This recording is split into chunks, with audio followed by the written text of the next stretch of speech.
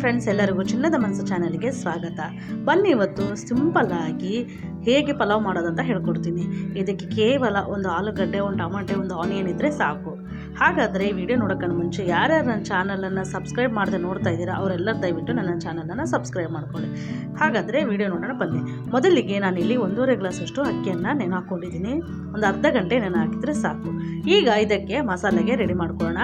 ಮಸಾಲೆಗೆ ಒಂದು ಜಾರು ತೊಗೊಂಡು ಅದಕ್ಕೆ ಒಂದು ಸ್ವಲ್ಪ ಕೊತ್ತಂಬರಿ, ಸ್ವಲ್ಪ ಹಸಿ ಶುಂಠಿ, ಒಂದು 4 ರಿಂದ 5 ಬೆಳ್ಳುಳ್ಳಿಯನ್ನು ಹಾಕ್ಕೊಂಡು ಮಸಾಲಾನ ಮಿಕ್ಸಿ ಹಾಕ್ಕೊಳ್ಳೋಣ. ಈಗ ಮಸಾಲ ಪ್ರಿಪೇರ್ ಆಗಿದೆ. ಇದಕ್ಕೆ ನಾನು ಒಂದು ಅರ್ಧ ಗ್ಲಾಸಷ್ಟು ನೀರನ್ನು ಹಾಕ್ಕೊಂಡು ಗ್ರೈಂಡ್ ಮಾಡ್ಕೊಂಡಿದ್ದೀನಿ. ಈಗ ಈ ಮಸಾಲಾನ ಸೈಡಿಗೆ ಇಟ್ಕೊಳ್ಳೋಣ. ಈಗ ಒಲೆ ಮೇಲೆ ಒಂದು ಕುಕ್ಕರ್ ಬಿಸಿ ಆದಮೇಲೆ ಇಲ್ಲಿ 4 ರಿಂದ 5 ಸ್ಪೂನಷ್ಟು ಎಣ್ಣೆ ಹಾಕ್ಕೊಳ್ಳೋಣ.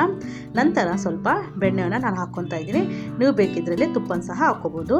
ಇದಕ್ಕೆ 4 ರಿಂದ 5 ಲವಂಗ, 1-2 ಏಲಕ್ಕಿ, 1 ಚಕ್ಕೆ, 2 ಬಿರಿಯಾನಿ ಎಲೆ. ಈಗ ಇವನ್ನೆಲ್ಲ ಚೆನ್ನಾಗಿ ಫ್ರೈ ಮಾಡ್ಕೊಳ್ಳೋಣ.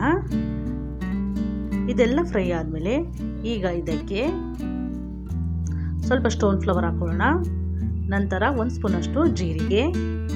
ಇದನ್ನು ಸಹ ಚೆನ್ನಾಗಿ ಫ್ರೈ ಮಾಡ್ಕೊಂಡ್ಮೇಲೆ 2 ರಿಂದ 3 ಒಣಮೆಣಸಿನ್ಕಾಯಿ ಹಾಕ್ಕೊಂಡಿದ್ದೀನಿ. ಒಣಮೆಣಸಿನ್ಕಾಯಿ ಫ್ರೈ ಆದ ನಂತರ 2 ರಿಂದ 3 ಹಸಿಮೆಣಸಿನ್ಕಾಯಿ. ನಾವು ಮಸಾಲೆ ಪ್ರಿಪೇರ್ ಮಾಡ್ಕೋಬೋದೇ, ಯಾವುದೇ ಸ್ಪೈಸಸ್ ಹಾಕ್ಕೊಂಡಿಲ್ಲ. ಅದಕ್ಕೆ ಎಲ್ಲ ಸ್ಪೈಸಸನ್ನು ನಾನಿಲ್ಲಿ ಒಗ್ಗರಣೆಗೆ ಹಾಕ್ಕೊಂಡಿದ್ದೀನಿ. ಈಗ ಸ್ವಲ್ಪ ಕರಿಬೇವನ್ನ ಹಾಕ್ಕೊಳ್ಳೋಣ. ಈಗ ಇದಕ್ಕೆ ಸಣ್ಣಗೆ ಹಚ್ಚಿದಂತಹ ಈರುಳ್ಳಿಯನ್ನು ಹಾಕ್ಕೊಳ್ಳೋಣ. ಈರುಳ್ಳಿಯನ್ನು ಹಾಕ್ಕೊಂಡು ಚೆನ್ನಾಗಿ ಗೋಲ್ಡನ್ ಕಲರ್ ಬರೋವರೆಗೂ ಚೆನ್ನಾಗಿ ಫ್ರೈ ಮಾಡ್ಕೊಳ್ಳೋಣ. ನಂತರ ಇದಕ್ಕೆ ಸಣ್ಣಗೆ ಹಚ್ಚಿದಂತಹ ಆಲೂಗಡ್ಡೆನ ಹಾಕ್ಕೊಳ್ಳೋಣ. ಇದನ್ನು ಸಹ ಚೆನ್ನಾಗಿ ಫ್ರೈ ಮಾಡ್ಕೊಳ್ಳೋಣ.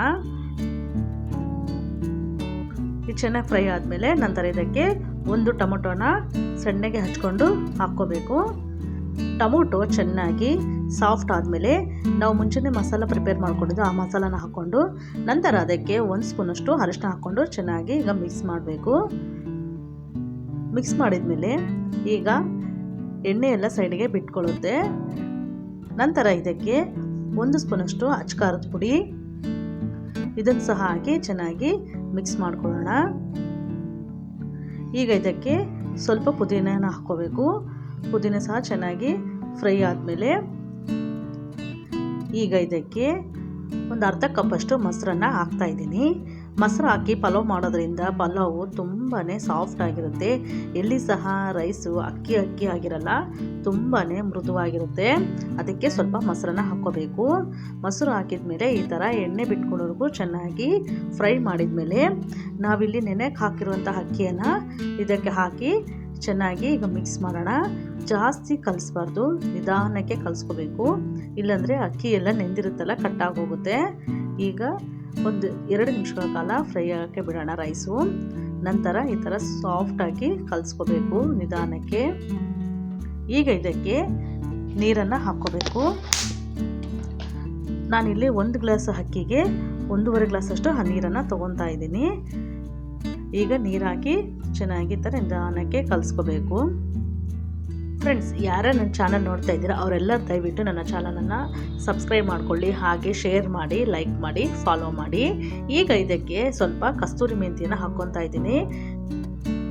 ನಂತರ ಇದಕ್ಕೆ ಸ್ವಲ್ಪ ಉಪ್ಪು ಹಾಕ್ಕೊತಾ ಇದ್ದೀನಿ. ಕೊನೆಯಲ್ಲಿ ಒಂದು ಅರ್ಧ ನಿಂಬೆಹಣ್ಣನ್ನು ಹಿಂಡ್ಕೋಬೇಕು. ಈಗ ಒಂದ್ಸಲ ಎಲ್ಲವನ್ನ ಚೆನ್ನಾಗಿ ಮಿಕ್ಸ್ ಮಾಡ್ಕೊಳ್ಳೋಣ ನಿಧಾನಕ್ಕೆ. ಮಿಕ್ಸ್ ಮಾಡ್ಕೊಂಡ್ಮೇಲೆ ಸ್ವಲ್ಪ ಕುದಿ ಬರೋವರೆಗೂ ಲಿಡ್ಡನ್ನು ಕ್ಲೋಸ್ ಮಾಡಬಾರ್ದು. ಸ್ವಲ್ಪ ಕುದಿ ಬಂದಮೇಲೆ ಈ ಥರ ಸ್ವಲ್ಪ ಕುದಿ ಬಂದಮೇಲೆ ಕುಕ್ಕರನ್ನು ಮುಚ್ಚಿ ನಾನಿಲ್ಲಿ 2 ವಿಸಿಲನ್ನು ಹಾಕ್ಕೊಂಡಿದ್ದೀನಿ. 2 ವಿಸಿಲ್ ಆದಮೇಲೆ ಈಗ ಕುಕ್ಕರನ್ನು ಓಪನ್ ಮಾಡಿ ನೋಡೋಣ.